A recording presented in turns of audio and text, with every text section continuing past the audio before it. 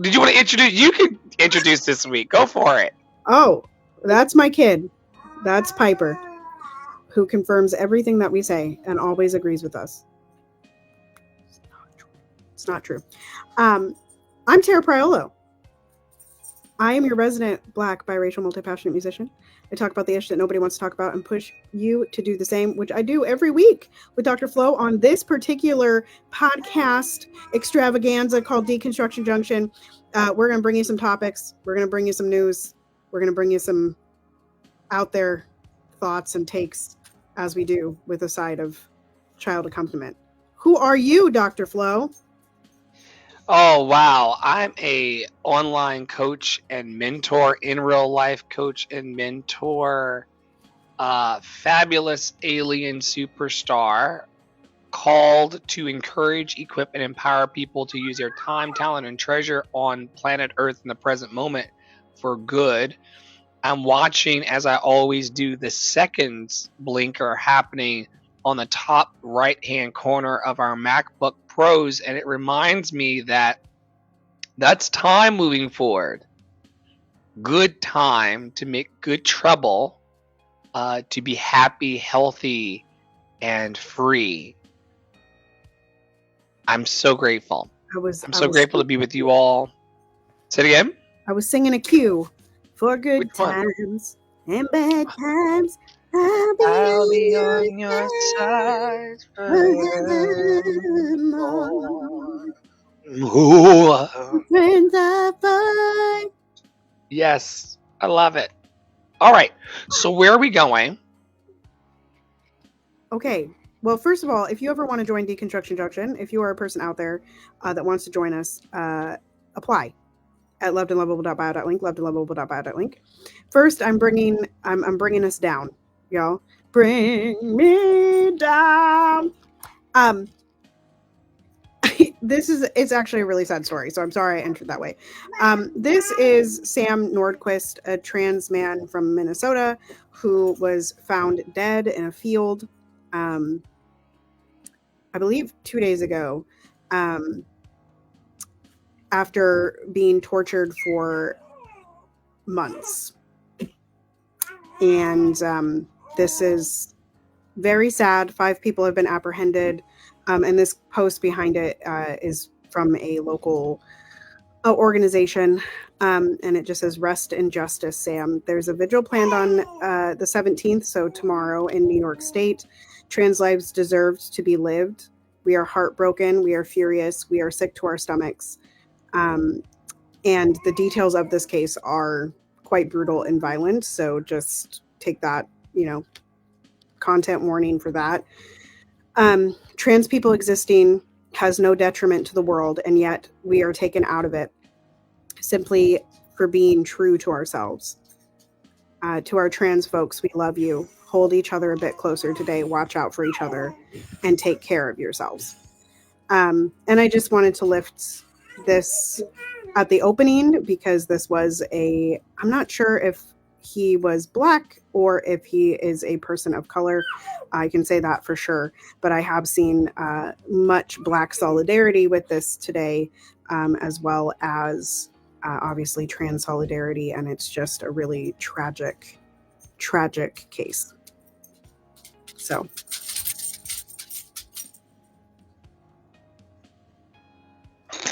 I've read parts of this story as you were delivering it here on our live, and it's unfortunate that people can't just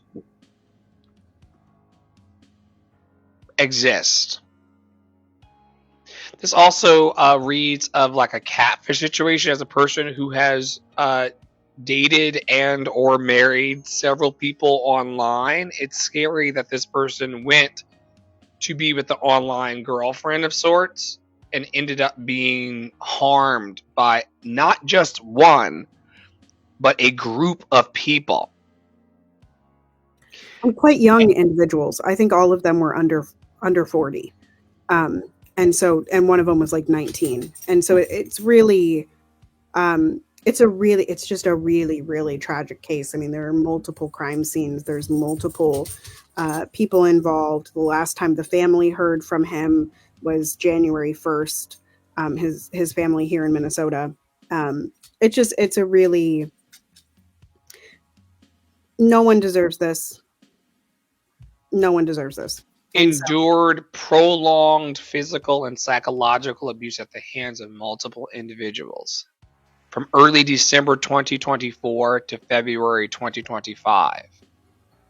Right. And moved out there in September and was supposed to come back in mid-October to Minnesota and didn't make that round trip flight. And so all that I've read is we don't really know what was going on during that time, but many of the law enforcement has been saying, this is one of the most horrific cases they've investigated. So humans harming another human just because all the hatred inside of their hearts. Right. And it I don't think they've classified it as a hate crime, but I would imagine that has something to do with it. So I just wanted to open with it. Rest in power, Sam. And just, I just want to. I also want to further iterate that this is why, for my birthday, I asked for this body cam. It's also why I insist on communications with my team and with my tribe, because you could literally turn a corner in the world, and as it seems this person did, and end up in the hands of some pretty strange individuals. So I pray that trans people, in addition to having their bodies protected, will also continue to build systems of solidarity with people of all backgrounds, so you don't end up disappearing in December of last year and people, discovering your tortured body 3 months later. Like, where, and I've read in one of the articles that the person, the last thing Sam said, "I love you and I'll call you tomorrow." Tomorrow came and I never heard a word, is what their mom said. So, I mean, once again, you could have the systems of support and be calling in and still end up around the wrong kinds of people. Y'all better stay the fuck away from me. Yes. All right. We're gonna move from that on to this banger that I want y'all to hear. I gotta turn off this production music. We're self-produced here until we get a bit of a production squad We're going gonna on. have the production squad that T.S. Madison's has soon. T.S. and what's his name? Craig. His name Craig.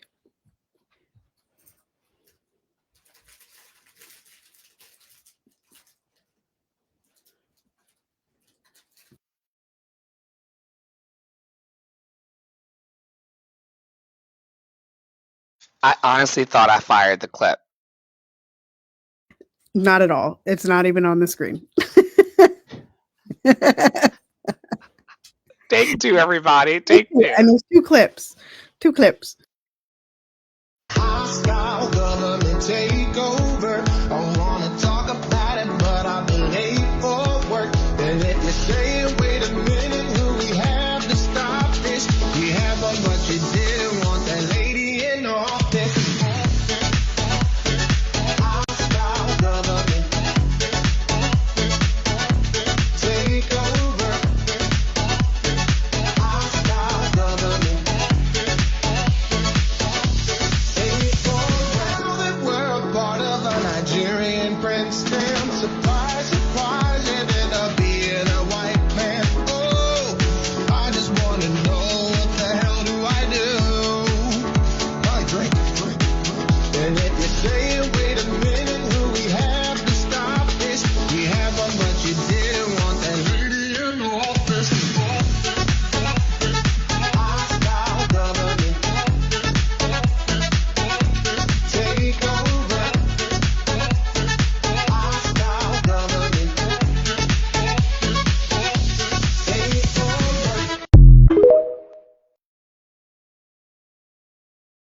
Now we got to do the other one. We got to do the other one. They're both the same. They're the same clip.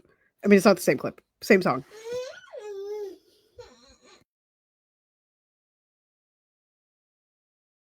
We're in the middle of a hostile government takeover. I wanna talk about it, but I'll be late for work. And if you're saying, wait a minute, who we have to stop this?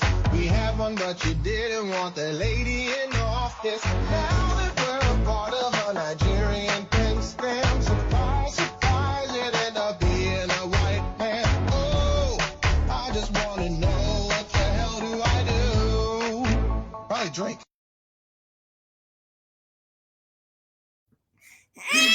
I love that song unabashedly. The Nigerian prince scam is so funny to me, and it turning out to be a white man, which is a reference to Elon, no less, is Right. hilarious to me because how he was able to get so deeply. Do you know that Elon makes $8 million per day off of the U.S. government? Jesus. 8 million per day. Most people's aunties and older uncles and older relatives in social services only get about $65 a day to live. Elon gets 8 million in government contracts. I saw something that said 1,000,000 seconds is like 3 days or something, and 1,000,000,000 seconds is 32 years. And I just like really need us all to understand. Wait, I do the good stuff in my life because of abundance, great and small. Could you do that one more time? How many days is 1,000,000 seconds? Hang on, because this is the number I don't remember. Okay, sorry, I lied. 1,000,000 seconds is 11 days. 1 billion seconds is 32 years. Like I need us to understand how rich this man is. It's like the rice thing again. But yes. How rich the wealth attributed to him is. Right. Because he's not sitting on top of $1 million like a tycoon game I play on Roblox. This is the wealth attributed to him. Right. Exactly. And hostile government takeover. We've got an unelected official who was never, like, not even put in by Congress. There's this dude. Hostile government takeover. Because y'all didn't want that lady in office. And what it is what I read online on my conspiracy theory groups that I love and love. Starlink, which is a government contract, helped Trump win the election, thusly keeping him out of jail, which is the reason why he is in the back pocket of Elon. Because Elon knows, and they also publicly proclaimed in many Freudian slips that they stole this election or manipulated it. Well, and even if they didn't, like, y'all got to stop blaming. You got to stop blaming the third party voters. Okay? You got to stop. It's not their fault. Even if every third party voter had voted for Kamala, she would not have won because the votes weren't in the right places. Y'all are blaming the wrong people. Sound crazy even talking about third party voters and things as if we're not dealing with present moment crises. And then just bring it back. 90 million of you didn't fucking vote. So like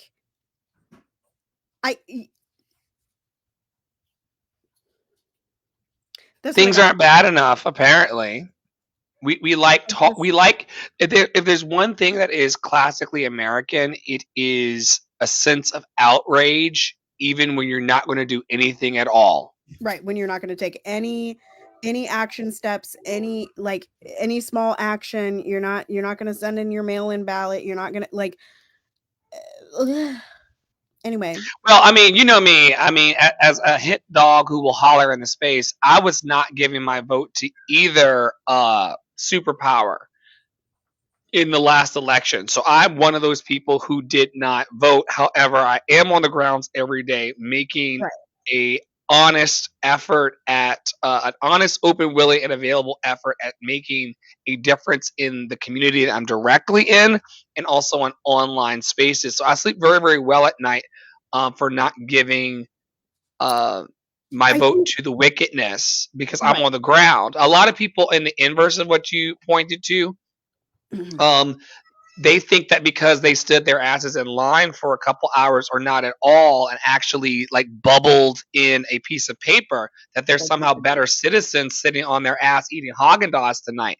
I don't think that you're better than me because you went to the polling place and cast a vote. right. Well, If and you're not those of going to you do anything, that didn't vote and aren't doing anything, aren't talking about it. Like, you're not even talking about it. Not even talking about it. what is, maybe I'm defending. I don't mean to defend, but I'm just saying what's better to be in the actual work of love and action and activism daily for 4 years, or to go to a precinct once every 4 years to say that you participated in I democracy. mean, I think there's problems with both. I don't think it's a binary choice. I think it's both and. I think, we were talking about this before we got on here about a completely different subject, but like the dream reality is a reality that we don't we don't have to do both. You know what I mean? And I think so many people I think people don't vote because they feel disenfranchised by both parties, and I think that makes absolute sense. I did not want to vote for the presidency. I did not want to vote for the presidency. However, progress would have been easier under Kamala than it is under Trump. That said, Trump has activated a lot of people on both on all sides. Trump has activated people. The presumption is that progress would have been better, even though there are many people who, under the presumption of progress, still don't move their lives Right. forward in ways that make them feel great over 4 years' time And as that is well. called complacency, right? And it's got to be, if you're going to use voting as a tool to defeat whatever's in your quotation marks, y'all got to do it more than every 4 years. Like that is the thing about voting. Like, I am very adamant that I go in every election that is eligible in my county and my district to vote in. I vote every single election, special elections, primaries, everything. I vote everything because if I'm not voting for my school board people, then it affects my child's life, right? Like, directly, that affects my child's life. If I'm not voting for my city council people, that affects my life, right?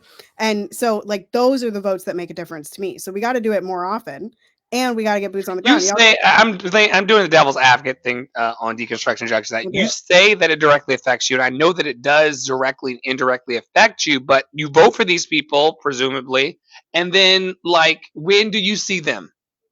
How did they vote last week in your interest? Do we even know? We do. Klobuchar voted against, but Klobuchar voted against some of my interests, but that's at the national level. Ilhan Klobuchar voted against your interest. Sometimes she does, which is why. Oh yeah, we know that Klobuchar is like a which flag. Is why Peggy Flanagan is going to run for senator. Who would be?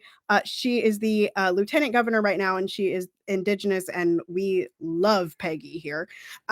We love Peggy. I also heard rumors that Waltz would be attempting to go towards Senate.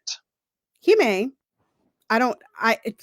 Waltz is sort of 50-50 here now. So it's all interesting. It's all interesting. But it's a hostile government takeover. If people are running the country, I would rather them be elected than appointed. That's the way I feel about the Supreme Court too. Anyway. Agreed. Okay. This I wasn't going to bring. And then it came up, and there's a larger conversation to be had here, but I'm going to throw it out there because we're having this conversation about Kanye/Ye/whatever his name is, because he's had a latest, because of the Bianca Censori stuff. And I think he said something else too. I think. Can you catch me up on this? Because I'm not familiar with the story. Although I did hear a very interesting take earlier. We've been talking about this woman's nakedness. For months. Right. But like the latest one was at the Grammys? Question mark. Well, I think it was the Grammys. before you get to that, though, I'm not sure if it's connected or tied in, but they're saying that the reason why she was always without clothes is because she was an asset sent to track him, and you can never wear a wire on your body to catch me in anything if you're naked the whole time. And so his parading her about was his way of telling the feds, I know you sent her to get dirt on me, but she's never wearing a wire. Interesting. I think the other side of that, there's a lot of discussion on like, is she being abused? Is it is it revenge corn? Is it revenge corn against Kim? Because she looks suspiciously like Kim. Like, she looks like Kim. You know what I mean? And he had a thing about dressing Kim, too. He just did it with, like, y'all remember that? I remember this outfit that he dressed Kim in from, like, head to toe black. Do y'all remember this? There was a veil over her face and everything. It was a whole thing. When you said the veil, it conjured me back. Like, everything was the same once you said veil. It was like leggings and then like this long sleeve turtleneck and like the veil over the thing. And he had a thing for dressing Kim. And so like what some people are positing is that it's like, it's a revenge towards Kim and a control thing. And that he's definitely like abusive. But then there's other people that are like, she just likes to be naked, so let her be naked. But then some people were doing lip reading at the Grammys. Anyway, I don't think this particular thing is about this. I think he said something that was deemed anti-Semitic. I have no idea what he said, but some people that I really respect, Dr. Martin and Abiola, are having a conversation here. And actually, I think it's Abiola. Sorry. Kanye was definitely that great. He also needs to keep his mind, heart, and soul, or he needs to get his mind, heart, and soul right. Both are true. To attempt to diminish his work is absurd. And Abiola responds, it actually hurts so much more because he's great. If Kanye was untalented, it would be easier to just write his behaviors off, but his past brilliance makes it deeply disturbing and disappointing.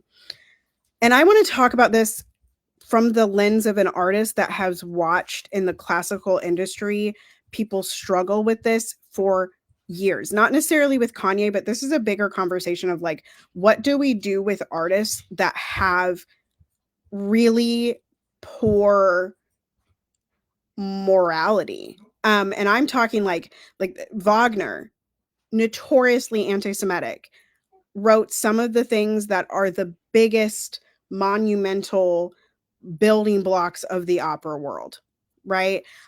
We can look at other, we could talk about J.K. Rowling here, who her books technically defined a generation, right? I'm not saying they were the best books, y'all.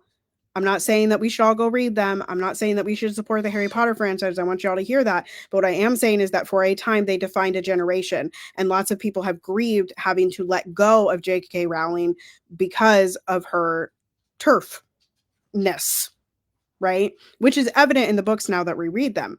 But this conversation of like, do we have to morally agree with the artist in order to enjoy their work? And I think it's also coming up with the Kendrick Lamar. You see this, like there are people that are like, he's very Zionist, which is interesting since there was a whole Palestinian Sudan flag flown behind him. Like, I don't know, like this is a discussion of like, what are we holding artists to? And I'm not saying that, y'all, I also don't want you to hear it because I don't know what Kanye said in this context. And Dr. Flo dragged me in a few months ago, dragged me into an interview with Ye. And there were some things that I was like, you're wild. And then there were things where I was like, no, but actually I agree with you, like, and I think that a lot of these takes and things like this and like the cancel culture of artists for like, and the litmus test that artists have to go through, like, are we palatable enough? And I can talk about this in the context of the movie that I saw last night too. Are we palatable enough for you to support? Like, and then on the flip of the dime, like, we're the people that are like, well, those are boring artists because they're not radical, because they're not sharing any of their political beliefs, or they're not sharing any of their moral beliefs. But then you guys do this to an artist like Ye, who you all claim is great. I never listened to a lick of his music. I just know who he is because he aligned himself with Donald Trump 8 years ago. Like, I mean, I knew who Kanye was, but I don't listen to Kanye's music. These are two Black women stating that he is brilliant, right? And so I really, this is a big conversation that I just wanted to lift, not necessarily in the context of Ye, but in the context of artistry and how we deal with it when we don't align with their views, or when their works become distasteful later on in time, right? Because there are definitely like opera. This is another opera instance. Opera is notorious for, what is that? Oh. Where did you get that? In a room. Opera is notorious for killing women. Like, women always die in opera. And it's just like, or women are always the cheaters, or women, or like even Carmen. Carmen is a very common opera where she's essentially a prostitute. Carmen is a prostitute, and people like it's this whole thing of like, basically these were white male composers writing stories about women in derogatory senses, and how do we handle that in present day, right? Do we stop performing the works? Do we make sure we educate our audiences? Do we cancel the artists when they're living? Like, these are the questions. And I think Kanye suffered a lot of repercussions for his actions. You know, he's lost a lot of brand deals. And so I think it's an interesting topic to raise, when also simultaneously people are saying, well, artists disturb the peace. Artists are going to be our answer. Artists are responding to the times. Artists, da, da, da, da, da. Artists have to lead. So do you want us to lead, or do you want us to be quiet? You know?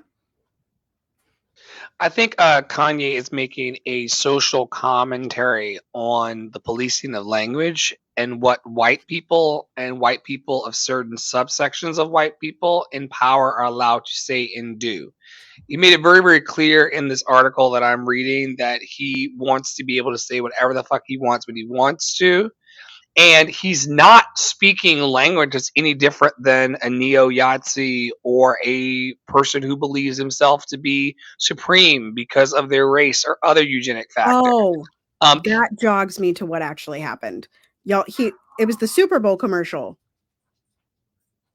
that neither of us caught, because I sure didn't catch it. I don't think you caught it. There's apparently a commercial that advertised Kanye's website, which then was just selling a t-shirt with a swastika on it.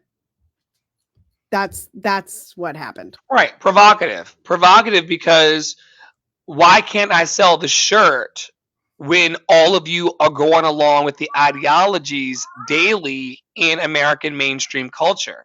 Kanye's always made a commentary around what's actually happening, and he's only saying and putting forward what is actually going on with chosen people. You know, I was canceled for the same reason that Kanye was, for asserting that there are no special people who are supposed to be running so much of industry globally, including what we just saw in Gaza.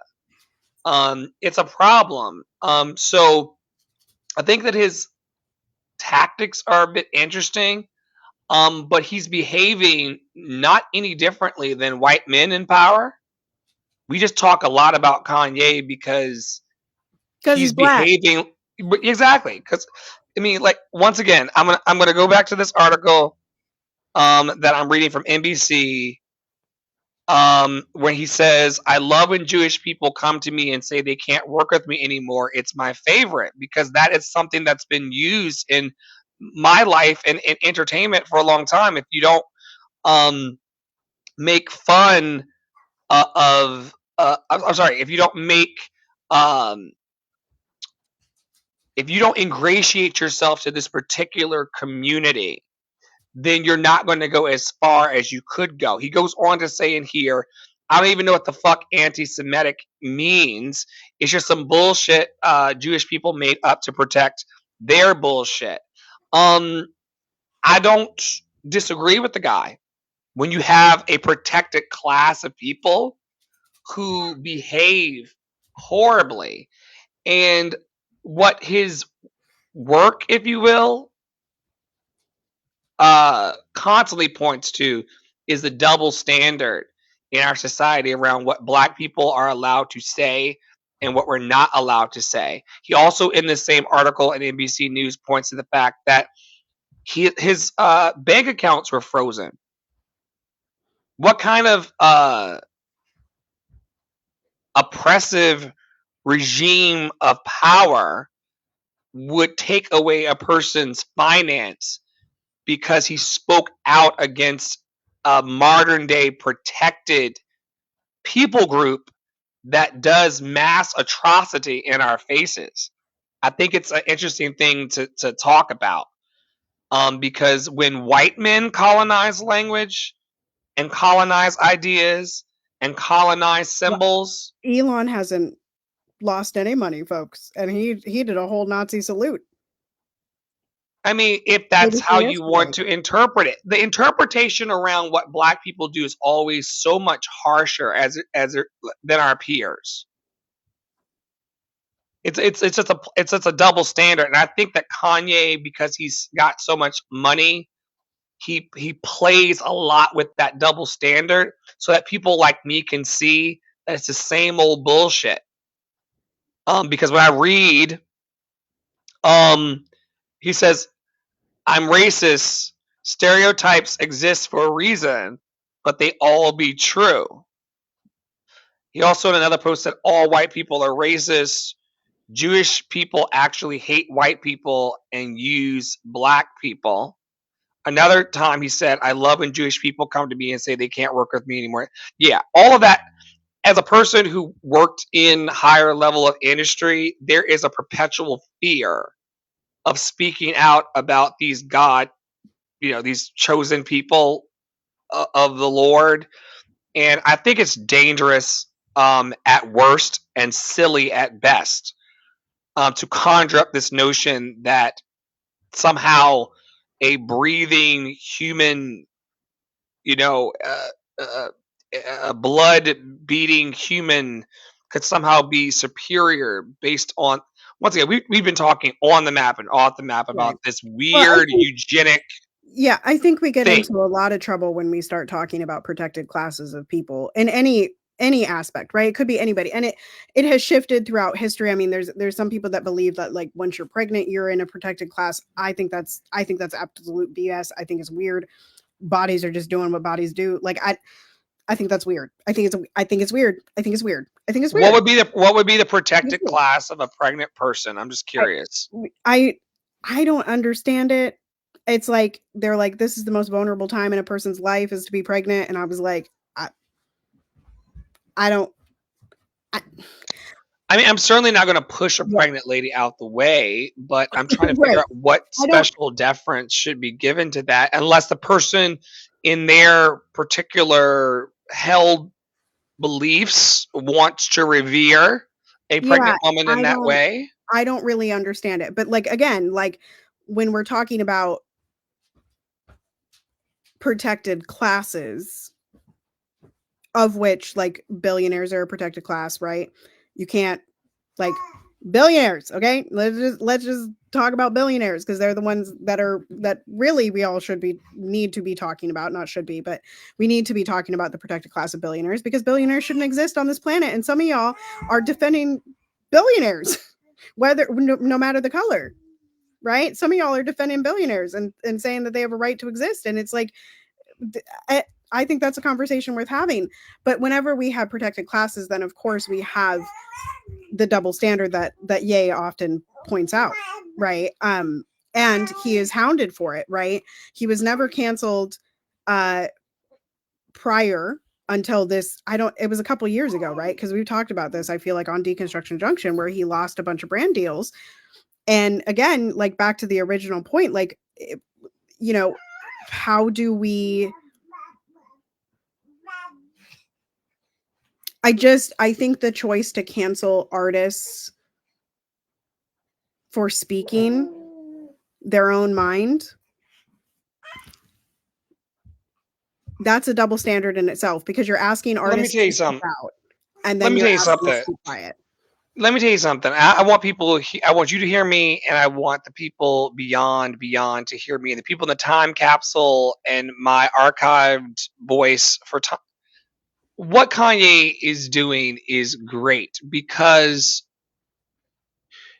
y'all couldn't cancel anybody if you wanted to at this point. You're still talking Now, about the idea that y'all think, the idea that a human, and I see people do this all the time. I see the threads, I see the tweets. The fact that y'all sit with your thumbs on the toilet or in your couches or in the house and think that you have the power personally to cancel another individual from expressing themselves and their freedom is the most ridiculous shit I've ever heard in my life. People currently, even in this town, are trying to do it to me. And if y'all think that a singular monkey stops the show, I got another bag of lies to sell you. What he's speaking to is, and I'm gonna read one more of the articles. Sorry, not articles. He's saying this crazy stuff because he's able to. He says, "I have dominion over my wife." This ain't no woke ass feminist shit.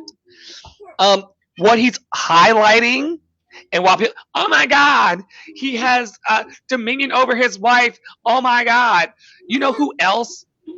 Who you know who else deals, or what other group deals in this dominion over wives, and wives should be loyal to their husband shit? religions, many religions. The evangelicals. Right, the evangelicals. All they talk about is the wife being a helpmeet. Where do you think the whole idea that the rib came from Adam? And the surrender to the man, right? Yeah, because did you not know that Ross's rib was ripped out to make you? That's why I said God has nothing to do with our marriage now. And as a result, Ross has complete dominion over everything because you are crafted from his rib. Did you not know that? Right. I didn't know because I didn't go to that part of school. I didn't go to that part of the school. I dropped out before confirmation. Thanks. For sure. No, it's the only thing I've heard of you dropping out. You didn't drop out of anything else. That's the only thing I've heard you drop out of in your life. It's religion. Religious confirmation. Actually, that is the only thing I have ever not completed. Whereas me, I completed all of the religious confirmations and all the religious stuff, but it fucked me up so bad I didn't complete anything else. That part. I mean, I think the whole circle of this whole discussion is that Ye is pointing out some hypocrisies, and I'm pointing out a hypocrisy that y'all are asking artists to speak, and then you're asking them to be silent because you don't like what they say. Just because somebody says something, and this is another thing, and Crutches and Spice, y'all got to go listen to Crutches and Spice. She hasn't said it in a long time, but y'all got to stop thinking that just because somebody says something that you don't agree with, that they're mentally ill or that they're disabled in some way. They are not, most of them. Now, Ye has said that he is bipolar. Who knows? Whatever. No, he's definitely, as a person who dabbles in these spaces, he's definitely emotionally. I didn't know if that was like a. Though, what is bipolar in a society that's constantly triggering you into high and low states of emotion and into manic? Right now, this chaos of the last 4 weeks, manic. Right? Are you and I riding the waves of the sadness of a trans person being tortured while also being happy about my birthday? Yes. Right. And is that a bipolar kind of feeling? Are we also constantly holding the duality of watching the NFL and knowing that it's basically owning people and it's like one of the most capitalistic industries that we could be watching? And that JJ is going to miss the ball 4 fucking times? Ridiculous. To my face. Ridiculous. Also, speaking of which, if y'all are listening to this and you care, right now on my page, until I make the reel, I have Black athletes. The prompt is Black athletes, and the challenge is, you guys are going to list them I have to match you all name for name. Right now, I think there's about 20, and I can list 20 Black athletes. So y'all got to bring me some more.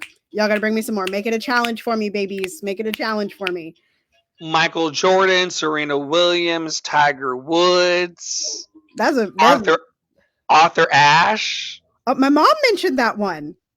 Oh, okay. Yeah, my mom got in the broadcast channel and responded 5 times. She always had a thing for black sexy thighs. She said That's Arthur how you Ashe, know. so That's how you she got know. Black sexy thighs. And He see, was now we're holding phenomenal. duality of seriousness, and this is serious in a different way, but I also kind of giggle at the next 2 stories.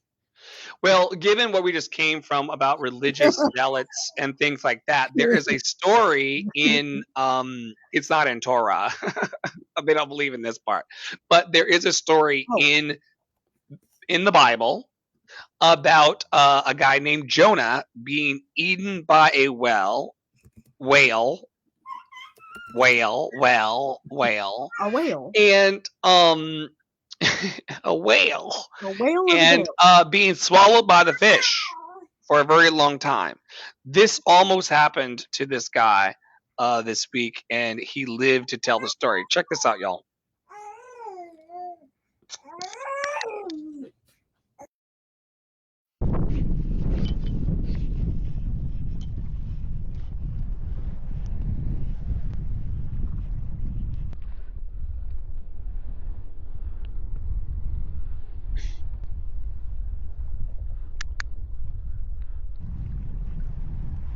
¡Hey! Ya, vente. Tranquilo, agarra el bote, agárralo, tranquilo, agárralo, no te subas, agárralo. Tranquilo, agárralo. Agárralo, vete para la orilla. Tranquilo. Ya voy. Agárrate de la cuerdita. Agárrate de mi cuerdita. Pensé que me había tragado. Tranquilo, agárrate de mi cuerdita. Agárrate de mi cuerdita de atrás, no me tumbes. Eso, tranquilo. Vamos.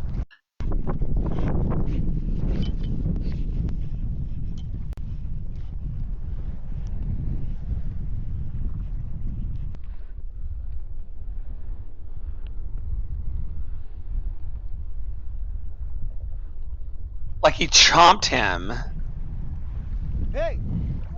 Ya, When I tell you I have never seen this clip, Tranquilo, agarra el bote, agárralo. my whole person. Agárralo, no te subas, agárralo. Tranquilo, agárralo. I saw somebody like make a reaction, but I've never seen the clip. That whale ate him. Chomped him, took him under, and then decided, like, I may not be able to actually swallow this human plus this boat, so I'm going to just release him while also plunging down to the depths. But, like, this is what... person. Oh my gosh. And the guy going, tranquilo, calm down, stay calm is essentially what he's saying. And, like, how would you stay calm when a whale nearly ate you?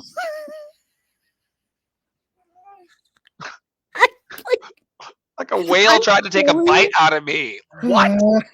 I'm fully crying. I'm unwell. I cannot. You don't see that every day. And when I saw it, I was like, this is what they were talking about in the biblical times. However, in the biblical story, the guy gets swallowed by the whale. He ends up like camping out inside for like days while God talks to him. And like, also what happens in like Pinocchio or something? Isn't it what happens in Pinocchio? Straight up, isn't it? I don't follow Pinocchio like that. I fall asleep on movies like this. I know that I will ask Poppy. I know that Geppetto makes him. We have the whole internet. Did Pinocchio? Is there a whale narrative in Pinocchio? I'll Google too.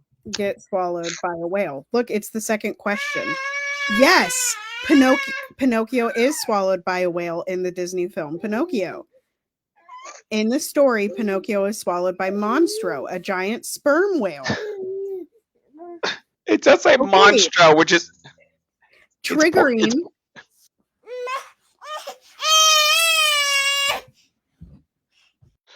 Monstro is triggering, or what's triggering?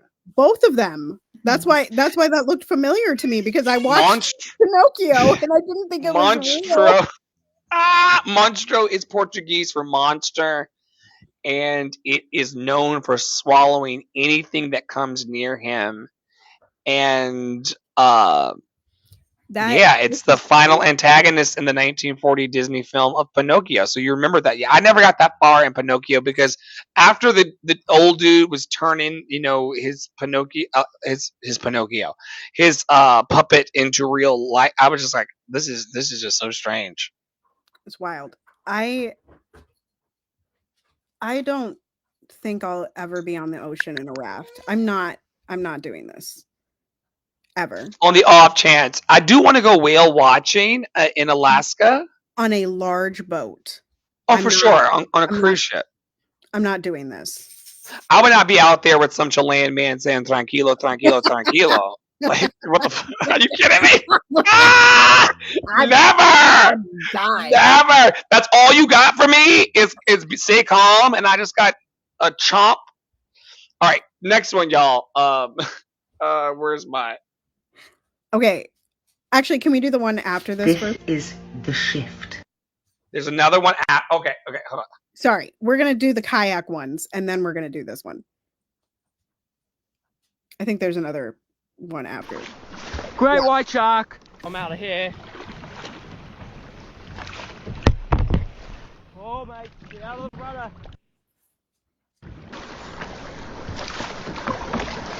Oh, mate, get out of the rudder.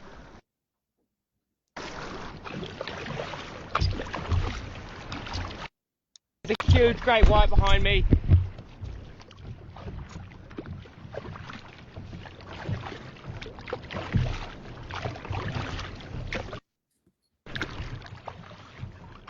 Following me.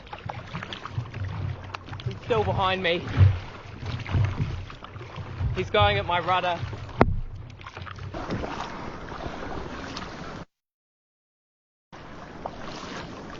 He's following me. He's still here. He's still behind me. He's just following me.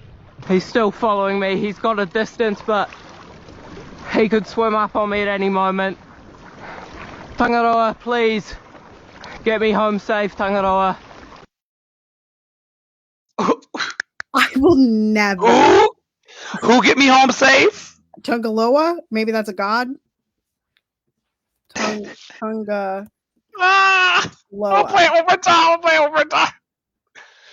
Also, this is why I lived on the ocean for many years as a cruise ship officer and entertainer. I have a healthy respect for the ocean for reasons like this. Great white shark. I'm out of here. Trying to outrun a great white shark. Also, Australians, he sounds like an Australian. They're built different. I'm so calm. Oh, mate, get out of the rudder. Great white shark.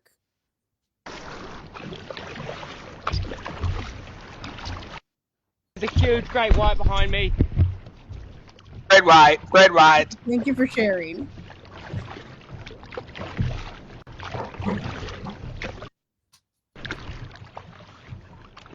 Following me. It's following me. He's still behind me. He's going at my rudder. Would just die.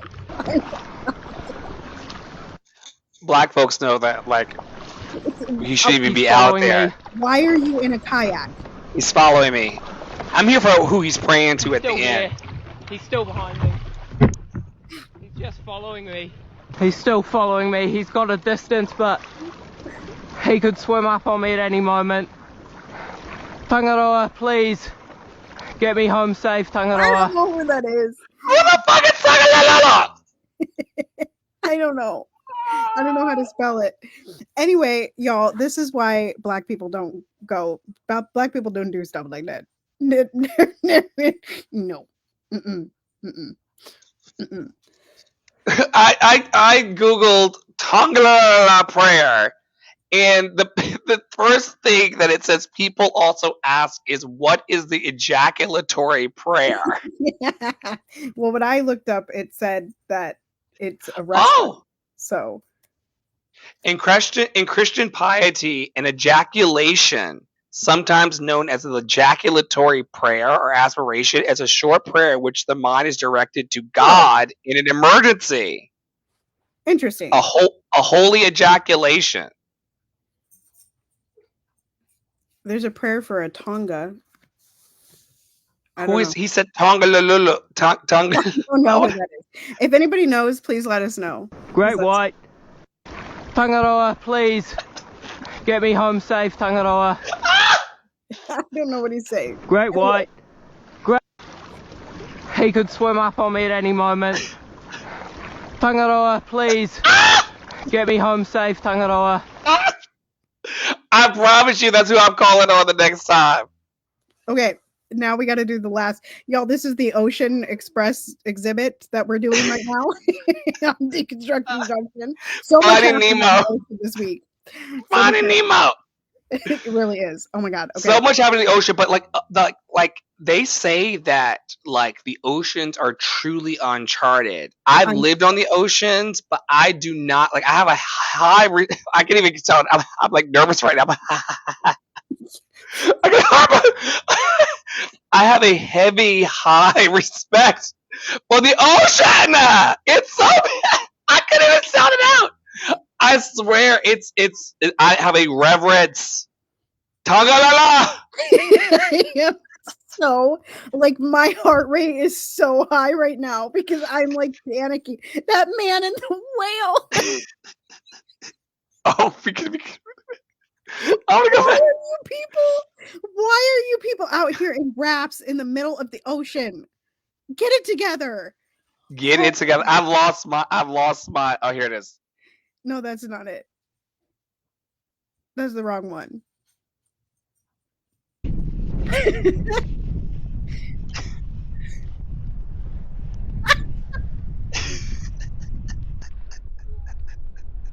I'm so like, child. I saw it, and because I saw it, you had to see it too.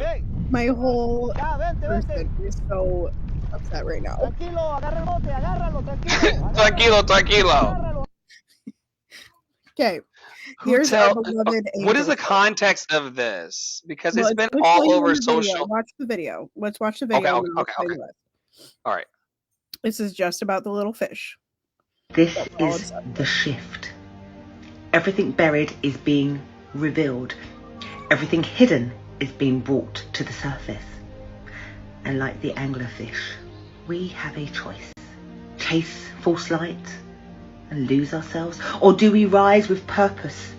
Do we take what we've learned in the deep and use it to navigate for what comes next? This is your message. You were never meant to stay in the dark forever. You were built to carry your own light.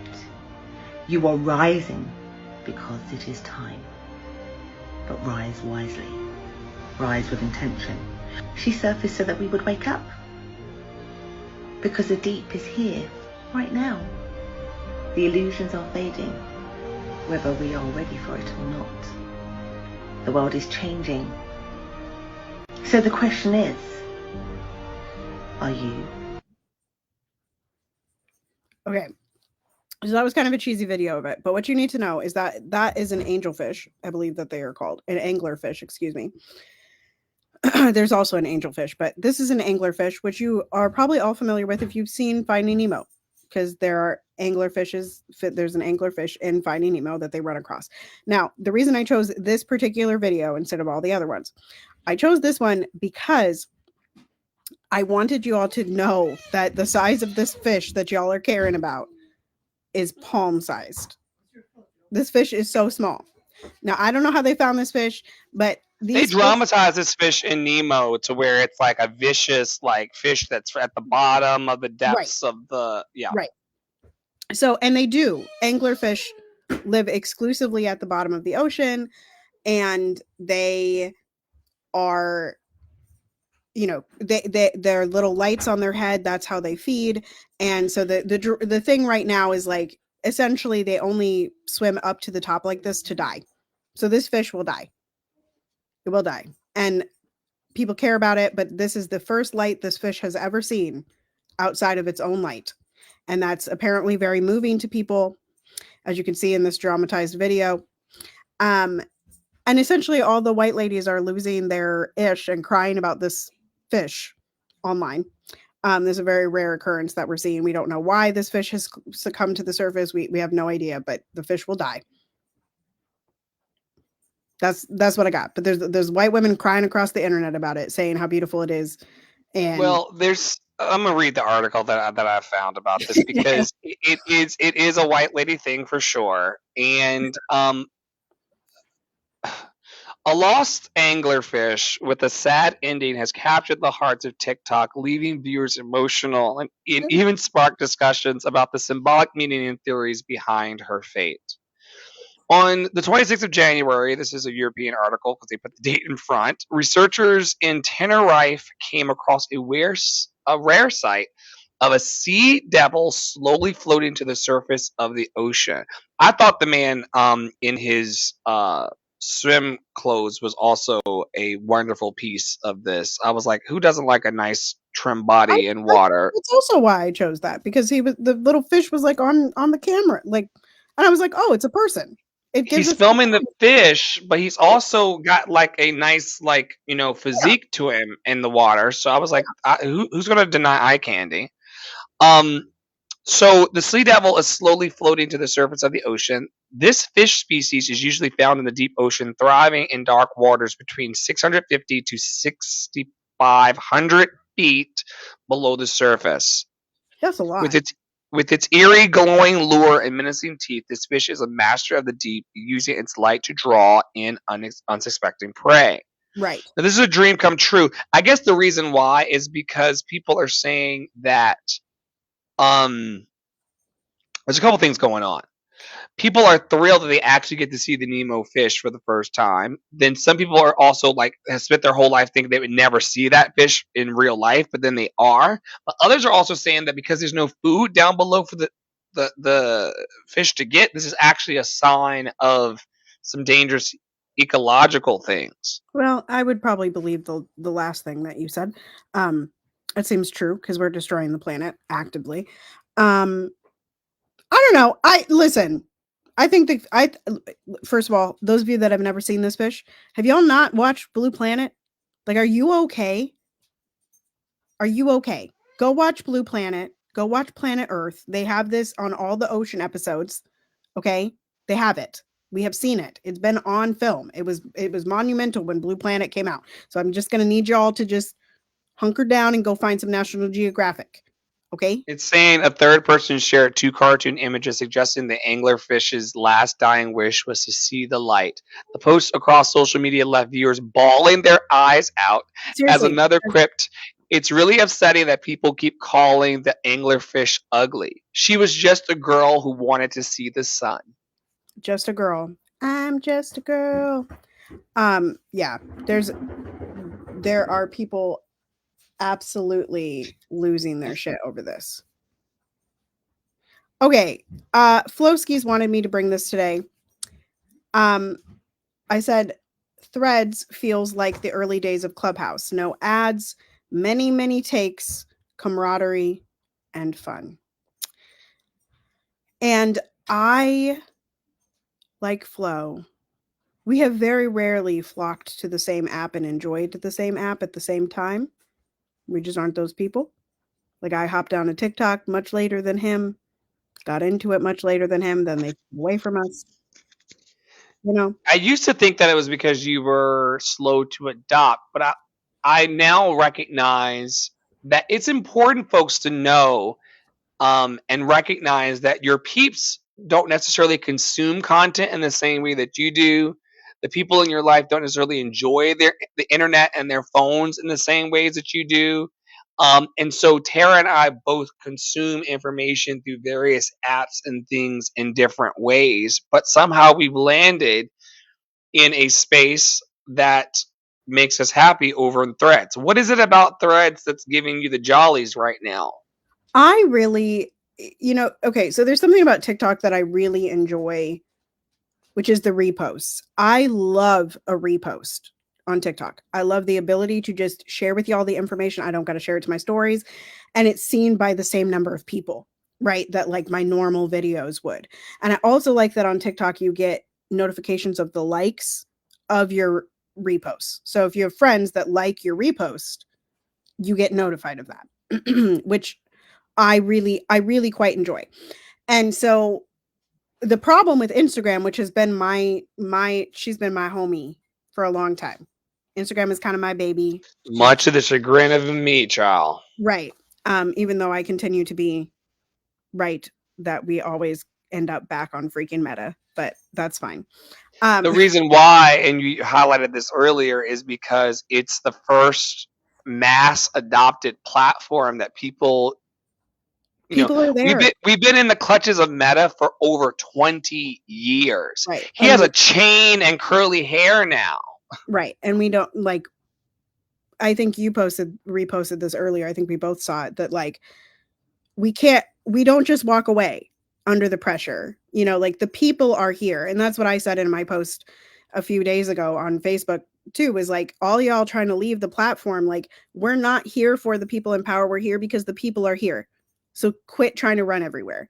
But I really enjoy the repost ability on Threads. I really love that we can just say what we need to say quick and dirty, and there's no like barrier of having to create a video or having to create a graphic. Like anywhere on Instagram, anywhere on TikTok, you have to create some kind of video or some kind of graphic. You can't just post, right? And on Facebook, sometimes when you're doing that, Facebook gets very long form and it's like bloggy, and I'm like, I'd rather just do that on Substack. So for me, Threads is the best mix of all the worlds because I can repost videos and graphics and audio, which no other platform has, right? Aside from Clubhouse and Twitter, which has no engagement anymore. And so like, and the algorithm on Threads is so similar to the TikTok algorithm, where like you repost one thing or you like one thing or whatever, and it gives you 12 more, and it's just like, I am all about that because sometimes I want to get on social media and not have to think about what I'm searching for on social media. I just want you to give it to me. I want the algorithm to work. Okay. So that's what I'm enjoying most about Threads. What are you enjoying about Threads?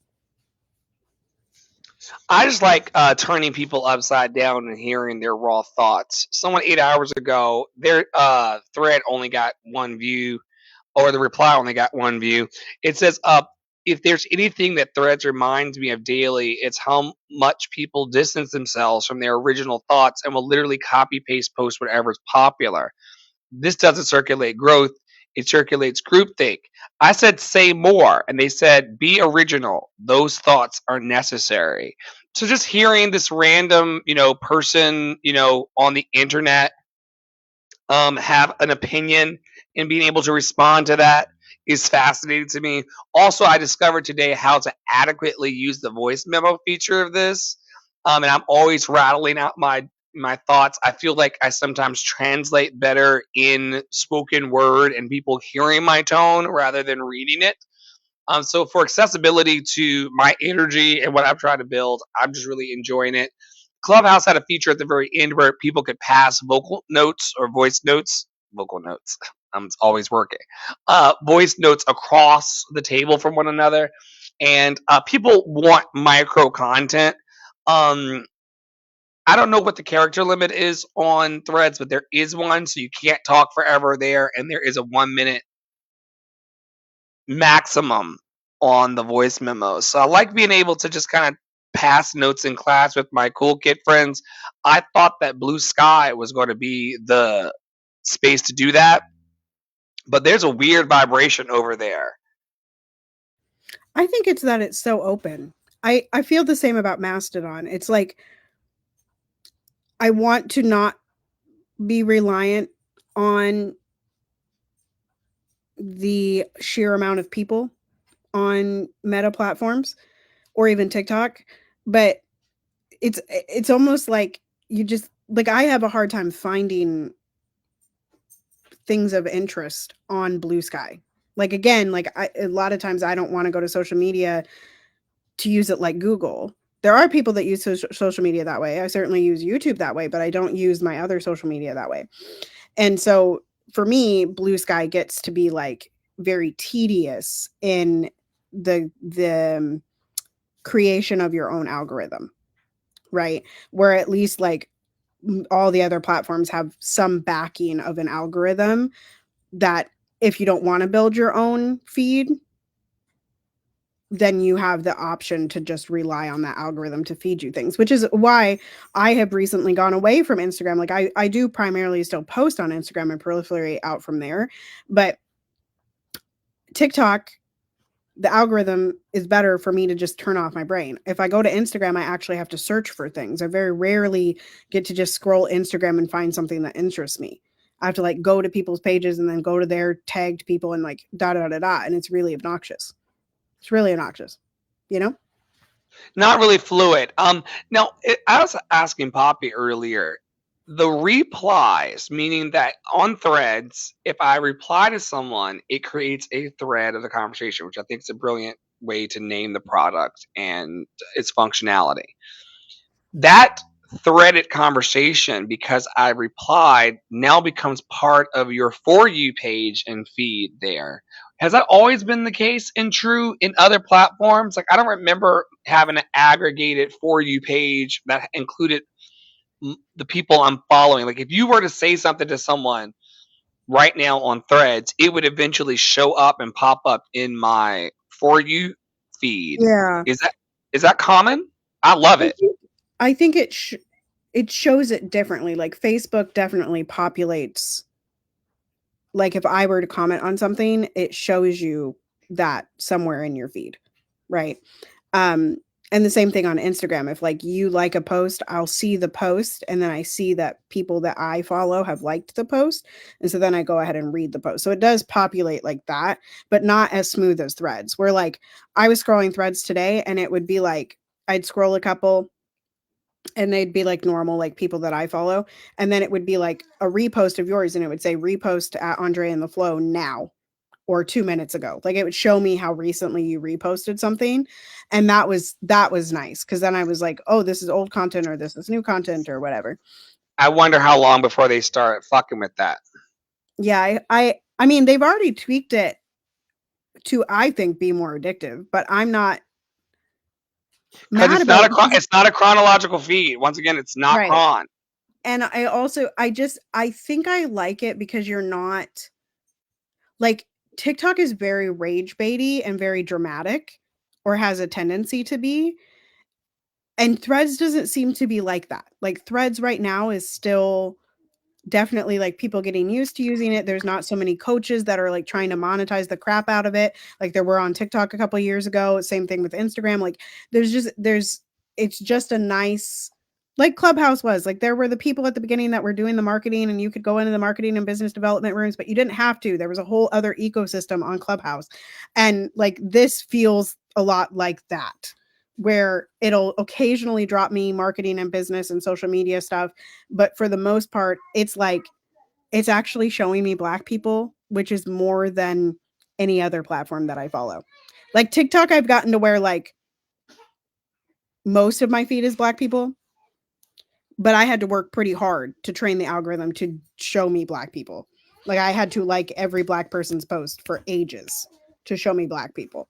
And Instagram is just a lost cause. Like I don't even see Dr. Flo stuff. And Dr. Flo was in my favorites. I'm darker than a paper bag, Tara. Have you not heard? I didn't know.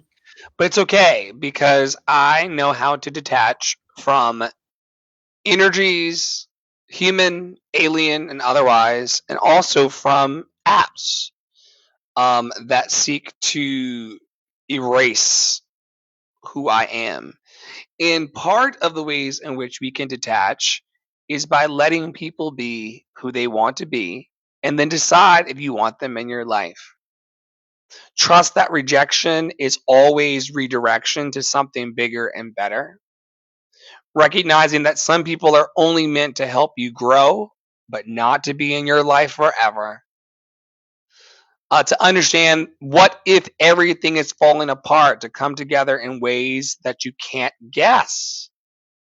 Wouldn't that be nice as a mental exercise? And then also focus only on what you can control as you detach. We use the serenity prayer often here in our network. Higher power, higher mind, healthy thoughts and kind thoughts towards me. Grant me the serenity to accept the things I cannot change, courage to change the things I can, and the wisdom to know the difference. Powerful stuff, especially if you feel like the things in your life or people in your life are kind of dragging you down or creating that energetic drag effect where it's consuming all of this content online can really start to make you feel heavy. Maybe it's time to not acquire more in your life. Maybe it's time to let go. I want more abundance in the way of finances and connecting with my new clients and my new folks to coach and things like that. But I'm also finding that if I don't let some things go, my hands are going to be full for the new that's to come. What are your thoughts on detachment? When has it served you? I think detachment is good. I think we just have to normalize it a little bit more. I'm lucky enough to have built a life where I get to detach from it.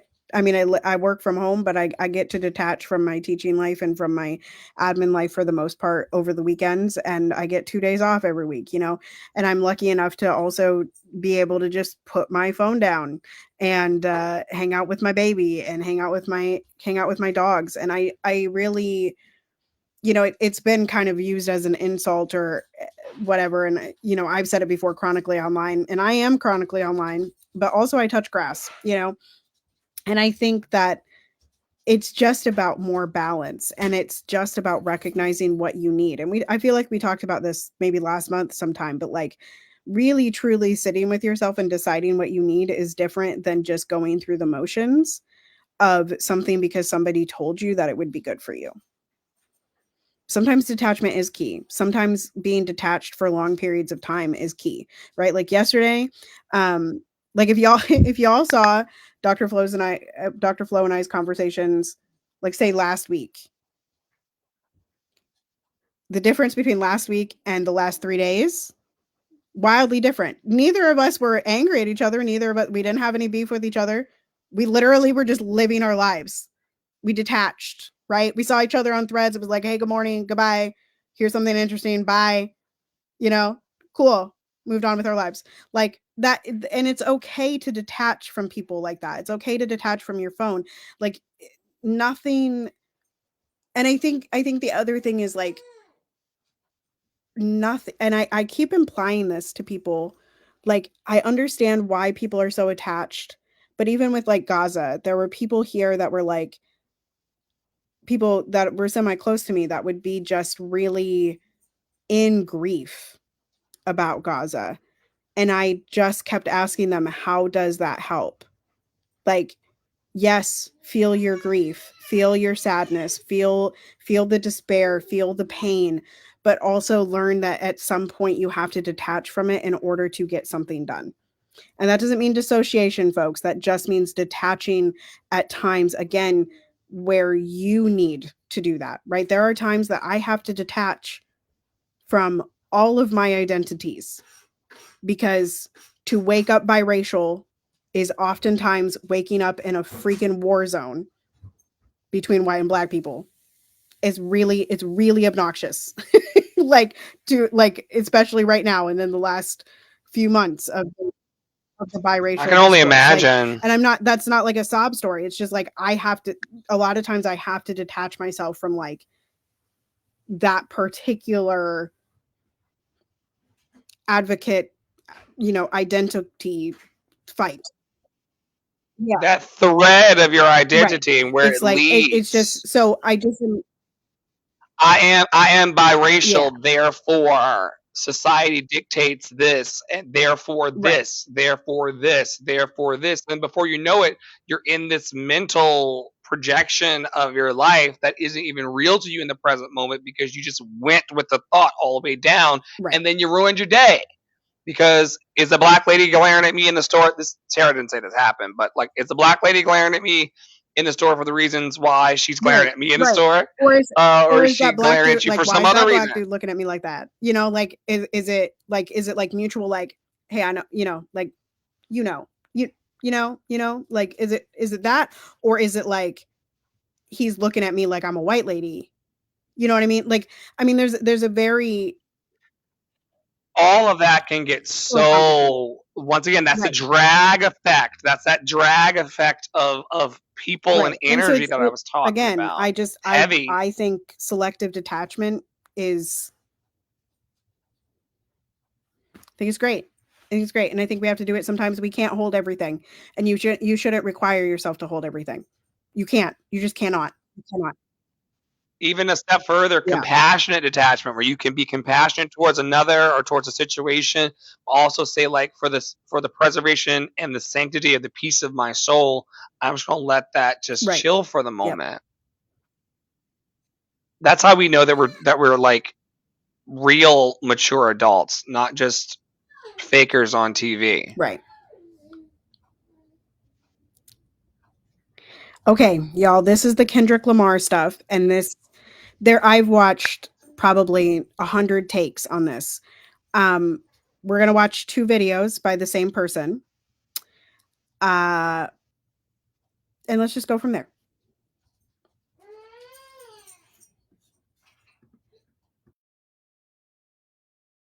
Are people with good politics supposed to be impressed by Kendrick Lamar's Super Bowl performance? Like, y'all did not hear Ismatu when they literally said everybody wants to be Nina Simone, nobody wants to sing Mississippi Goddamn.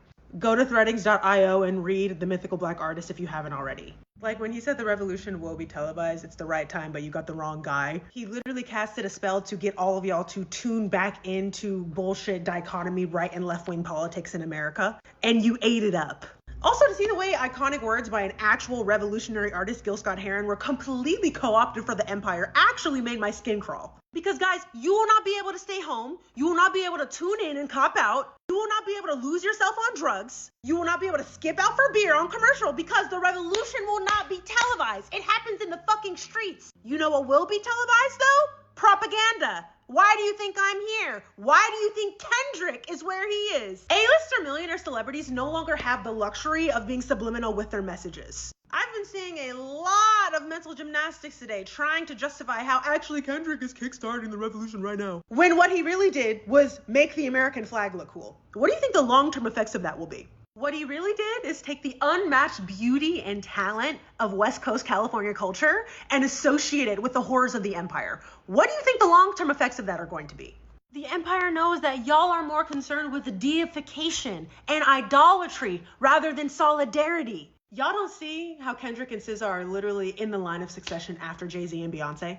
Ismatu said it in their essay. The empire has been using amazing black artists to placate the masses since Motown. It went through the entire Jackson family, now it's with the Carters, and in a few years, it's gonna be with the girls who all of y'all are rooting for. The Kendricks, the SZAs, the Doechis, the Megans, the Glorillaz. The empire has constructed an unbroken thread of black capitalism to keep you satiated, and you're accepting it because you think that's what you deserve. Nina Simone is rolling in her grave. Oh my God, I can't deal with this. Like, yeah, you can embarrass a pedophile on national television, but can you fucking say free Palestine? Can you say fuck ICE? And actually, y'all are gonna hate me for this one, but I don't give a fuck anymore. Kendrick Lamar does not have a single song in his catalog that goes toe-to-toe with Hymns Hall by Macklemore. There is nothing as explicitly political and with the times as Hymns Hall by Macklemore. Do not be upset with me for pointing out the problem. Be upset that the problem exists. The fact that a white man is doing political rap better than an alleged artist of a generation is embarrassing. Because in all honesty, the only reason why the American flag should be in anything art-related that you do is if you're setting it on fire. Do not fight me on this. You will lose. I am not going to die on this hill. I will kill you on it. Video essay on this coming this month, so subscribe to my YouTube. I can't have y'all running around here like this. I'm sick. Just hang on, y'all. Next video.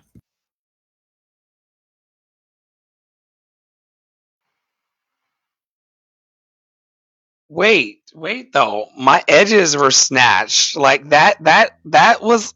I'm gonna play the next one, but like Play the next one. Play the next one because you gotta get the full arc of the story, and then we'll go. People want me to apologize for disrespecting Kendrick Lamar. I'm not going to do that because he doesn't need my respect. He's a millionaire. What I will apologize for is speaking rashly and saying something without Googling first. That's my bad. I shouldn't have done that. However, I think it's really interesting to see what people get angry at, what the collective outrage is directed at. I made a wild statement about a black deity, and I've been getting eaten alive for people who probably were really happy to see that a black woman was running for president for the first time. And I think it just comes down to black people, as much as I love them, being so incredibly traumatized by these conditions that they see black people in high places and they think that that means black people are advancing. Black people are advancing, but not in the way that you think. Black people are advancing up an oppressive ladder. They're allowing us to be publicly pro-black because it's profitable. They're allowing us to be publicly pro-black because if black people are happy to be black Americans, then they won't pivot to analyzing the aberration that America actually is. That this actually is not America. This is Turtle Island. I'd also like to encourage all of you to be diligent about who you give your attention to. I'm a professional propagandist who has marketing and advertising experience. What I've just done actually is a masterclass in generating attention for anything. When you critique a deified figure, whether it's valid or whether it's not, people hit back en masse because they love celebrities. They want to protect celebrities. They want to uplift them more than they want to uplift oppressed people in their actual own communities. I do post about some of the work that I do offline. You can look on my account or you can look in my Linktree to see the educational resources that I provide for people. Also, the money that these videos have made this week is actually going to be ridiculous, so you better believe I will be distributing it throughout my community, and once I get it next month, I'll be posting for accountability reasons. If someone says something that triggers you, if someone says something that upsets you, I need you to ask yourself, why? No material harm was done by the statements that I made this week except to some people's egos. Nobody died. Nobody was put in immediate danger. But I ultimately brought the truth to the forefront for a lot of y'all. Was I feeling very intensely? Did I speak brashly? Yes, both. Did I make some wild and incorrect statements? Yes, I did. I can admit that, and I'm sorry. But now that I have your attention, can I please get you to go to my Linktree and click on some actions that are not protesting or voting, which is an article compiled by an organizer of actions to do that are not protesting or voting that will help us in the immediate near term. Because if I can, I would love that. I would love that so much.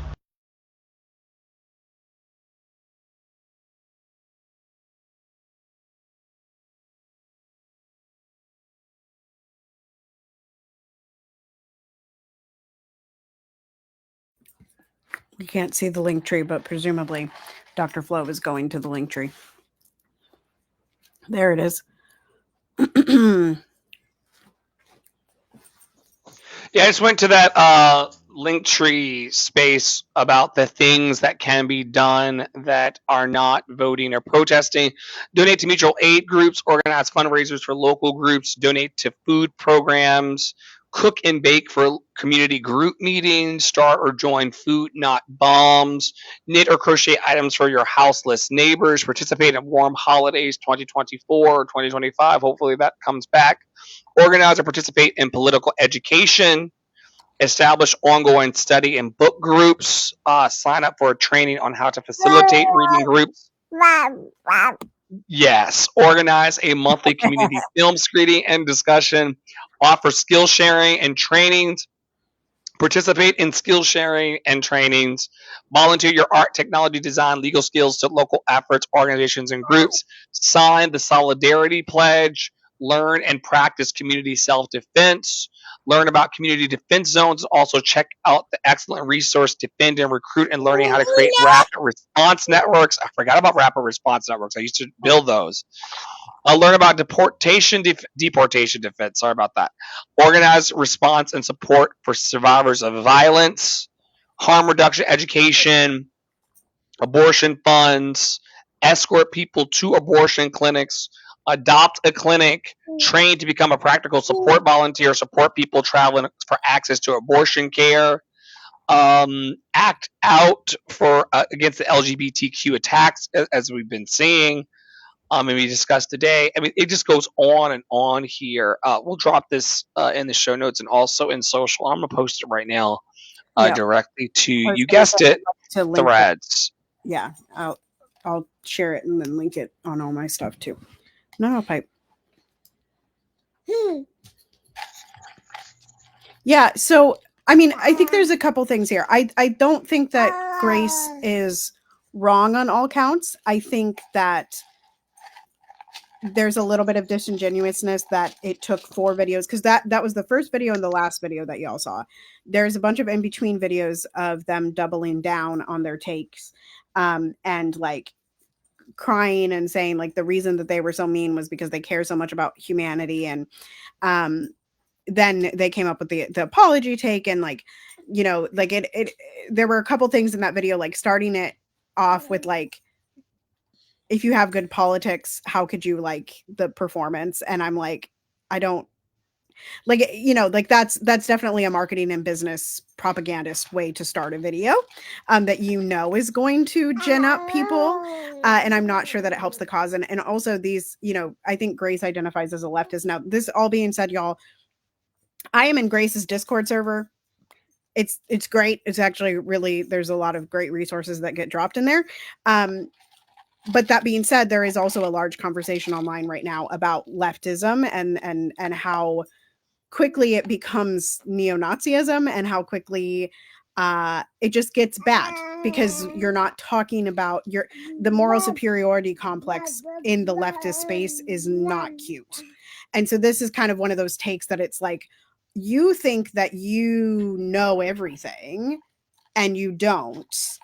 And, you know, so again, I think there were a lot of layers, and the whole like the comments on the last video are like, are you gaslighting me? Like, it's very much like, you can tell there's certain people that are there that are stans of Kendrick, and then there are people that are like, ooh, yeah, maybe this is a good take. And then there are people that are like, ooh, this is a horrible take. And why are you saying that a white man is better than a black man? And I'm like, why are we trying to determine who's better than anybody in the first place? You know what I mean? Like, why, like, and this is the thing, like when we talk about white supremacy, and Dr. Flo and I were talking about this on Threads earlier, you know, because I said the fallacy of white supremacy, the falsehood of white supremacy. And he was like, I don't like that term. And it's like, yeah, it might be white mediocrity, but y'all, we cannot just be like, let's replace white supremacy. And I'm not saying that people are necessarily saying this, but the implication is that if the, you know, that you believe that the black man is better than the white man, and then you're participating in black supremacy in the same way that black capitalism is no better than capitalism. It's all, you know, and I'm not, again, I'm the fallacy that this society creates is that to comment on white mediocrity means that you're trying to usurp the throne of whiteness. Right. And that puts, I mean, that was a wild take to be like Hind Hall and Macklemore, and they doubled down in the next video that they were like, no, Macklemore has done more for the community than Kendrick Lamar ever has. And people were like, no, that just like blanket. I mean, did I agree that Macklemore right now has a more on the nose, bold voice than Kendrick? Piper, stop. Yes. I haven't listened to Macklemore stuff, but I've seen a lot of videos of like, go listen to this particular tune. And what I found about Kendrick is like, and there's a debate online right now too. And again, I'm going to write a whole thing on this, and like the way that I watched not only Grace's videos, but several other videos on Kendrick's performance in particular, because now we're getting into the discourse of like, is anything an artist does ever revolutionary? And I think this is an interesting place that these conversations always land, because people are like really getting very upset about like people saying that Kendrick's performance was revolutionary, and they're like, it can't be revolutionary because it was on the NFL stage and he was allowed to do the things that he was Sponsored by doing. Apple Music at top and bottom. What are y'all talking about? Right. And so like it's just a very interesting like space, I guess. He too is compromised, and he too is bought, and they are right. This energy that I'm just meeting for the first time, they are right that he did not say ceasefire now, and he did not speak out against ICE. Right. And so like this goes back to the Ye discussion of like, what do we hold our celebrities to, and also to the discussion that's being had online right now about Kamala coming back and saving us. Like, listen, folks, these people are not going to save us. These celebrities are not going to save us. They're millionaires. They do not care about you. They don't care about your next door neighbor that's going to get taken away. You know, they don't care about your art. They do not care. And at the end of the day, like Kendrick, yes, his performance was cool. Yes, I'm still over here using Not Like Us, and I ain't ever listened to rap. Listen, I listened to rap like 20 odd years ago. Like, I do not delve into rap, and that performance got me to go look on the internet for a list of things that I needed to listen to understand what Kendrick was trying to tell me in his rap on Sunday. Like literally, like it got me to go down the rabbit hole. Okay, I don't listen to rap. Well, that's a lie. I listen to rap when Dr. Flo and Poppy are listening to rap on live, and then I'm like, oh yeah, Megan Thee Stallion. Like I know these people. You know, like I can get down with it a little bit, but I can't. Like I'm not really in it. You know. But so like, was Kendrick's performance revolutionary? And does it matter if it was? And does it matter if we're classifying it? Like, it is this purity of like what it was and what it wasn't. Specifically when the artist is not commenting on, like, Kendrick is not on social media right now. I think you shared a post earlier, Dr. Flo, about like Kendrick's not on social media explaining to us what his take is on his own performance. This is a whole bunch of people on the internet applying their own meaning to a performance that they saw, which is fine. That is what art is supposed to do. Art is supposed to make you think. Art is supposed to make you feel a certain type of way. Right? But he's a millionaire. He's a millionaire several times over. He does not care about you. That, you know, so I agree with Grace. And I also am like, coming and saying that everybody has bad politics that happen to have a bit of joy at Kendrick's performance. That's probably a stretch. You know, that's a stretch. That's a stretch. I mean, a person who has $140 million in the bank is not a person that I can right now identify with. Right. And I don't think that's a person that wants to necessarily identify with me. I think that a lot of the SZA stuff that we saw and the Kendrick stuff that we saw, I think that they performed a song from Black Panther that was like years ago that was placing them in the trajectory of everything this person's talking about. Right. They're just the next version, in the same way that Dolly Parton is in that music video with Sabrina Carpenter. She's clearly being anointed as the next blonde Sabrina bombshell. Carpenter? Who is she? All I know about her is that she sings that espresso song. My espresso. Oh, that Ariana sang on the TikTok commercial. Okay. That's all I know, but I don't know anything else because I'm over 40 now. What I can tell you about is the truth about Elvis. Stand by for this one, y'all. Appreciates more different kinds of music than you. That's obvious. But did you feel at the time, in the 50s, early 60s, a resentment of some of the white performers who were copying R&B stuff and selling more records than you and your contemporaries were? I just didn't object to it. I just felt that the music it wasn't that good to care about. Now, that sounds terrible, doesn't it? But I'm being honest with you. Maybe some exceptions, though. I mean, Elvis was a talented guy. Well, okay. Not necessarily. You know better than I. Yeah. Let me ask it differently. How good was Elvis? What Elvis did, he caused a lot of the populace, if you want it, and usually when people say populace, they usually mean white people. to start listening to a lot of music that normally they wouldn't have been listening to. I guess I'm going to lose at least about a third of my fans right now. But to say that Elvis was so great and so outstanding, like they say, he's the king. I got in trouble because one guy asked me this question, and I said the king of what, and he got mad at me. You see, I don't think of Elvis like that because I know too many artists that are far greater than Elvis. I think Elvis was person came along at the right time. Well, here was a white kid that could do rock and roll or rhythm and blues or whatever name you want to call it, and the girls could swoon over him. Nat Cole got in trouble in Alabama when the women swooned over him. Got put out of town.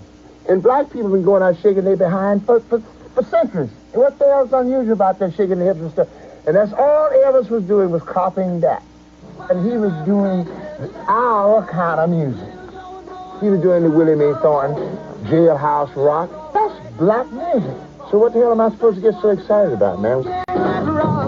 But I think all this stuff about saying he's the king and he's the... it's a piece of bunk. Sorry. Next question. Don't ask me no more about Elvis because I've gotten enough trouble as it is. I think you covered it, though. I don't think a follow-up is necessary. Okay, all right. In peaceful dreams. Nobody appreciates more different kinds.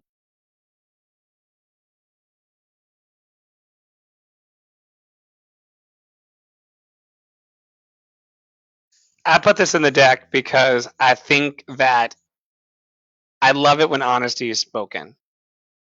And Ray nailed it. Like, what? I feel the same way about that S word that I don't use anymore and probably won't utter for the rest of my life. Where is said kingdom?